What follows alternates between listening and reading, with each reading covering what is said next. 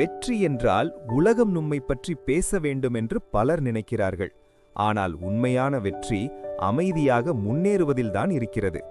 வெளிச்சமில்லாத இடத்திலும் இலக்கை நோக்கி நகரும் மனிதன்தான் உண்மையான வெற்றியாளர். உங்கள் திட்டங்களை எல்லோரிடமும் சொல்ல வேண்டாம். மௌனம் என்பது பலவீனமல்ல, அது ஒரு தற்காப்பு கவசம். உங்கள் பலம் பிறருக்கு தெரியாதவரை நீங்கள் பாதுகாப்பாக இருப்பீர்கள். டிஜிட்டல் உலகின் சத்தத்திலிருந்து விலகுங்கள். தேவையற்ற ஒப்பீடுகளையும் கவனச்சிதறல்களையும் தவிர்த்து உங்கள் நேரத்தையும் மன அமைதியையும் பாதுகாத்துக் கொள்ளுங்கள். அனைவரையும் நெருக்கமாக அனுமதிக்க வேண்டாம். உங்கள் எல்லைகளை நீங்களே தீர்மானியுங்கள்.